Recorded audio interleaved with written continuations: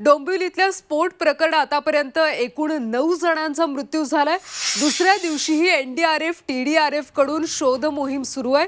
स्फोटाच्या ठिकाणी सर्व सामान छिन्न विछिन्न अवस्थेत आहे, त्यामुळे ढिगाऱ्याखाली कुणी अडकले का याचा शोध घेतला जातोय। स्फोटात संपूर्ण कंपनी उद्ध्वस्त झाली असून अजूनही शोधकार्य सुरूच आहे।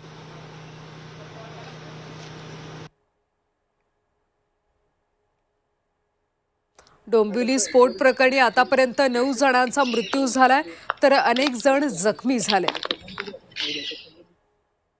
आणि या सगळ्याचा आढावा घेतला आमचे प्रतिनिधी चंद्रशेखर भुयार यांनी। पाहूया।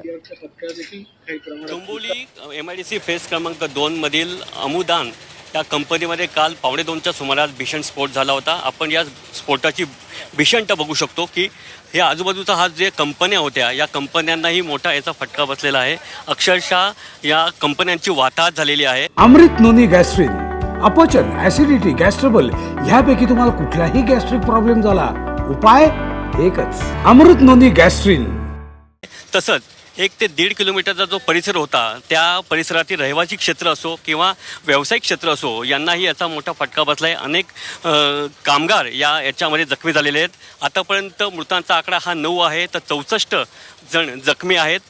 सध्या अजूनही एनडीआरएफ टीडीआरएफ आणि अग्निशमन दलाची जी टीम आहे ती रेस्क्यू ऑपरेशन करते आहे। अजूनही कोणी या मलब्याखाली आहे का याचा शोध सुरू आहे।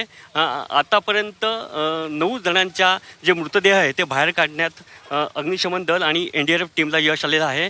आता आपण पाहू शकतो की ही जी कंपनी होती या कंपनीमध्ये जे रिॲक्टर होता त्या रिॲक्टरमध्ये स्फोट झाला होता। आणि आत्ताच विधान परिषदेचे विरोधी पक्षनेते अंबरनाथ दानवे यांनीही या घटनास्थळाला भेट दिलेली आहे। आणि अशा प्रकारचे जे स्फोट होतात त्याच्यामध्ये औद्योगिक सुरक्षा ही जबाबदार आहे, त्यांच्यावर कारवाई केली पाहिजे अशी मागणी त्यांनी यावेळी केलेली आहे। आणि हे जे रेस्क्यू ऑपरेशन आहे हे अजूनही सुरू आहे। आपण पाहू शकतो की अजूनही धूर हा येतो आहे। अग्निशमन दल हे जो धूर येतो हा जो विझवण्याचं काम अजूनही सुरू आहे।